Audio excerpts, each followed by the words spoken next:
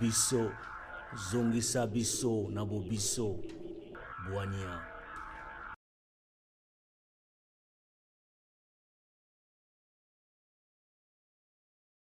Vous avez été justement en Afrique, c'était sous le coup de l'expulsion des autorités françaises ou c'était des vos propres faits? Vous savez que je suis déjà expulsé, la justice s'est déjà prononcée. Je ne veux pas continuer à, à attendre assez que le gouvernement français vienne me prendre manu militari. Comprenez que moi j'ai subi un coup, malgré cela je continue parce que ma volonté est plus forte que ça. Je subirai des coups parce que ça ce n'est pas la première, vous le savez, où j'ai risqué la vie à Kinshasa et consorts, au Soudan. Et ce n'est pas la première de fois où j'ai fait la prison, où je suis arrêté. Aujourd'hui, je suis expulsé, je continue. Mais permettez-moi de le dire, je ne suis pas un panafricain des pacotilles ou des préfets comme des Kabila, Ouattara, Macky Sall ou même Macron peuvent jouer avec ma personne. Donc je prends mes dispositions.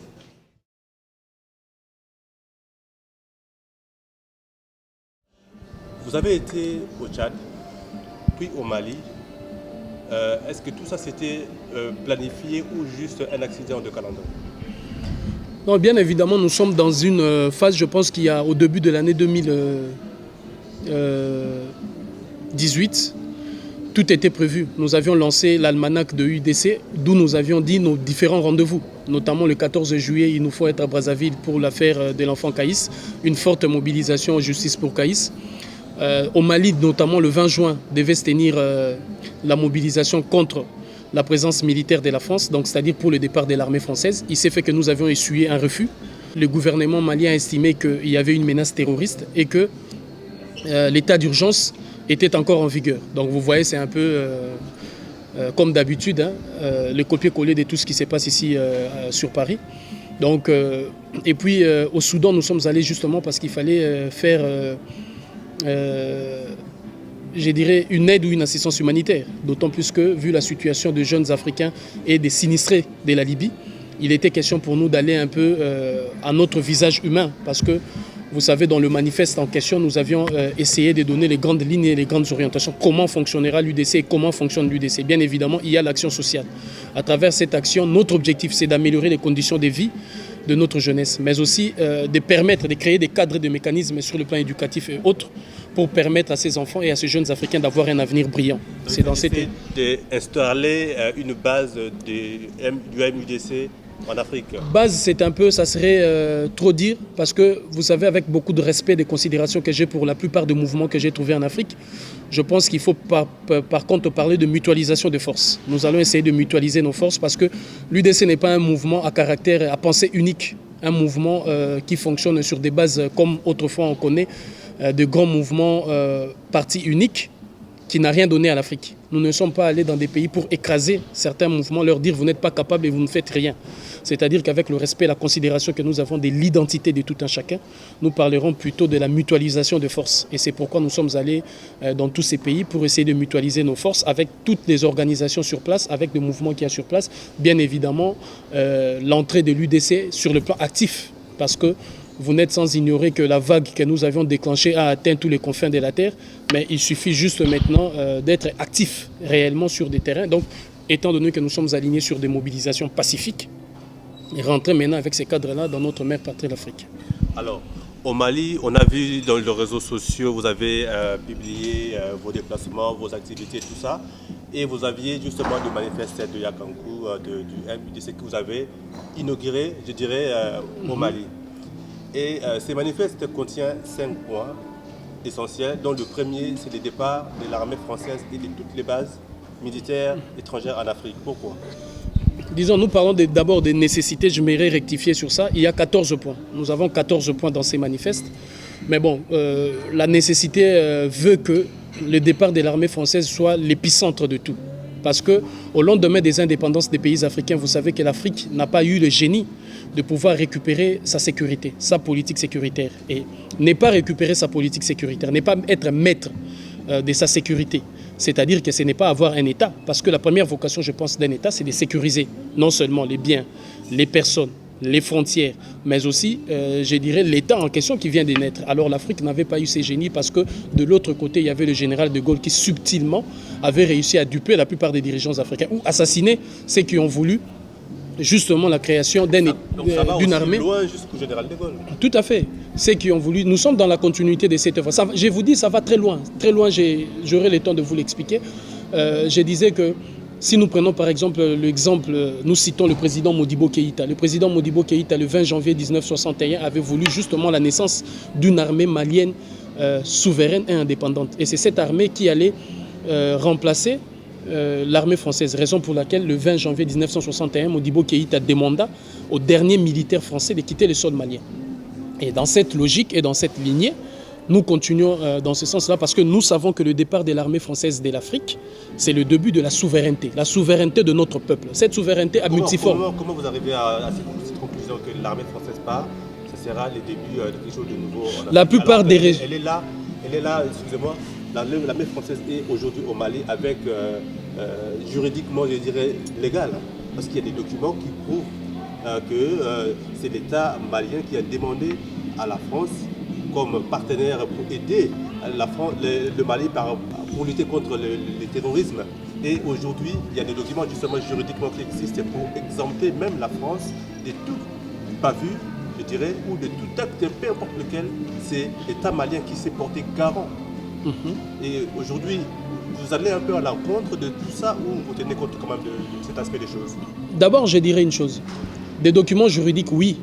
Mais c'est quel type de documents juridiques? C'est des charabia juridiques. Oui, il y a des documents juridiques, mais c'est des charabia juridiques.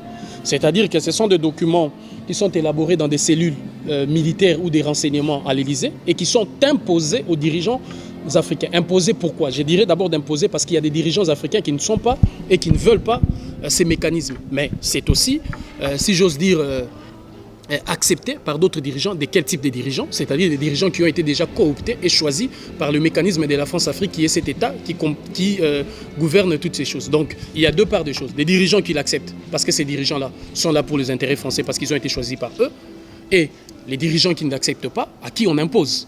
Donc ces doubles réalités voudraient me faire dire que ces charabia juridiques, à notre humble avis, n'est pas acceptable. Donc nous ne pouvons pas accepter de lois qui sapent la souveraineté d'un État, qui sape la souveraineté d'un peuple. C'est ça que nous refusons. Raison pour laquelle la présence de l'armée française sur ces terrains-là, ces documents ont été signés quand?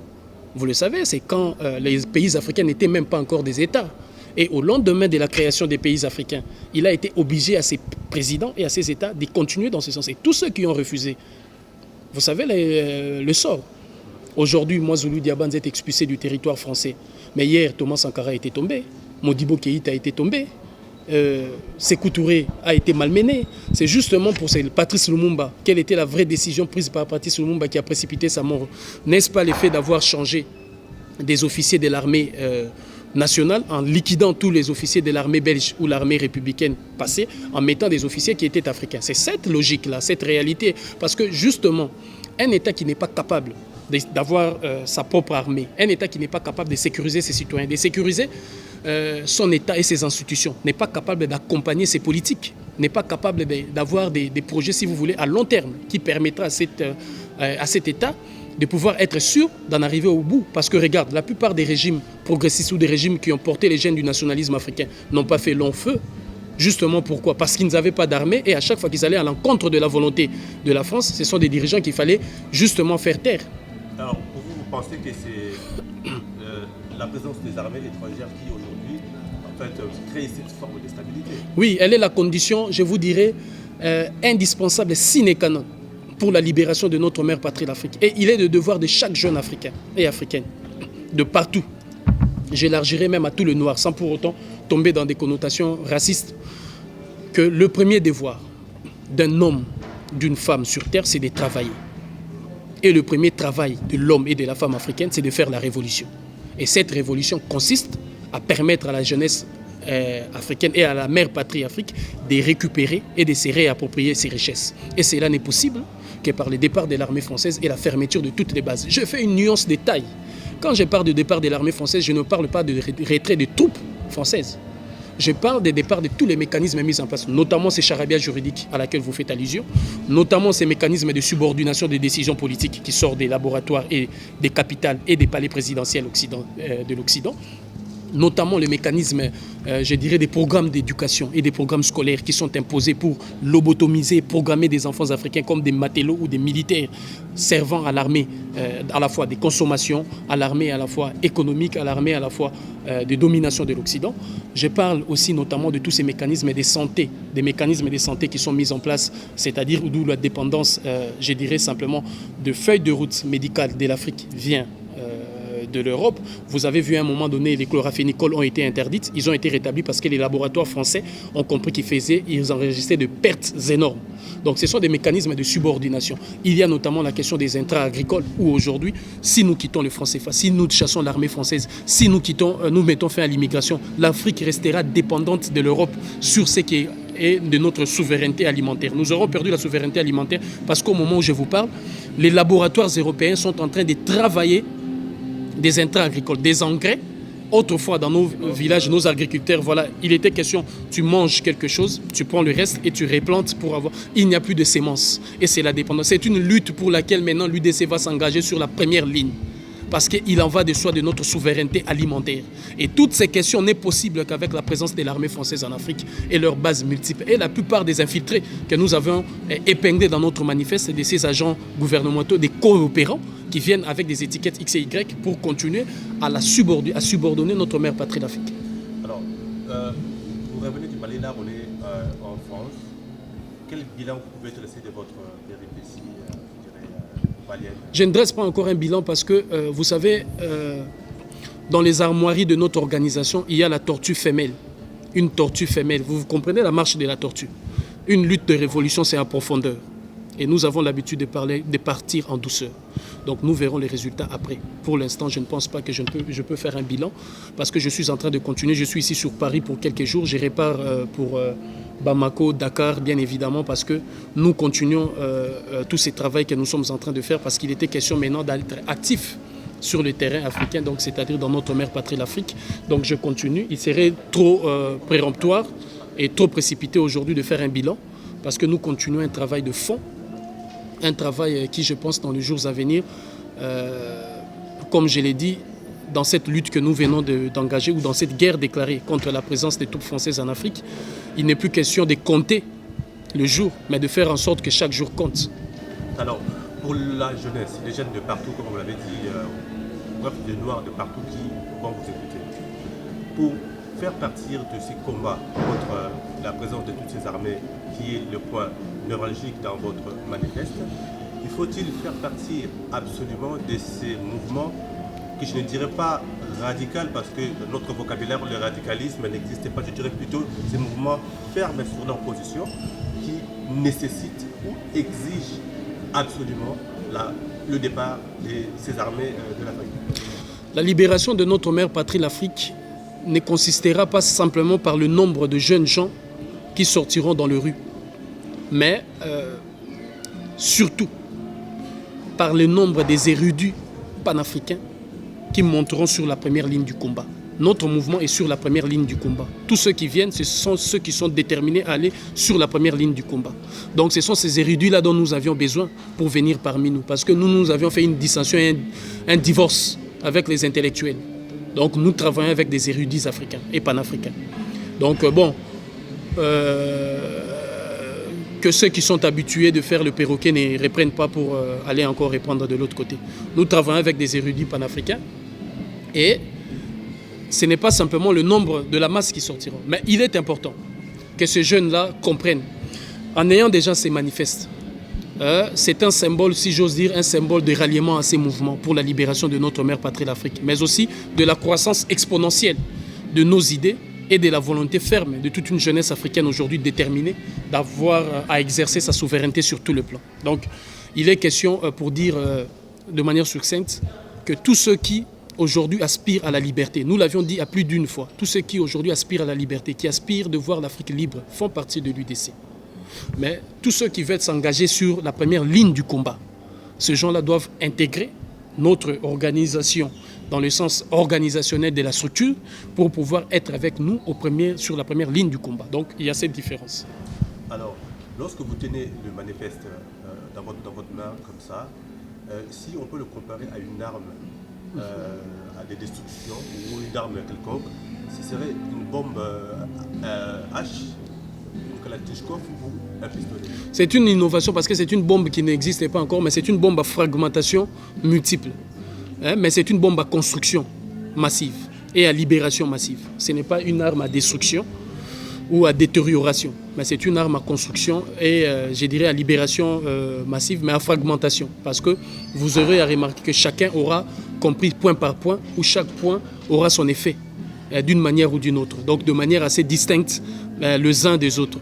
Donc c'est vraiment dans ce sens-là, mais il faudrait toujours faire la différence, faire la différence entre le feu d'artifice et cette bombe à fragmentation multiple. Parce que vous savez, le feu d'artifice attire, émerveille les gens parce que c'est de la plaisanterie, c'est de l'irréel. Mais là où il y a des bombes à fragmentation capables d'opérer des changements, c'est-à-dire c'est toujours soit on est à découvert, soit on vient, on ne se fait pas voir, soit on est là et on s'engage.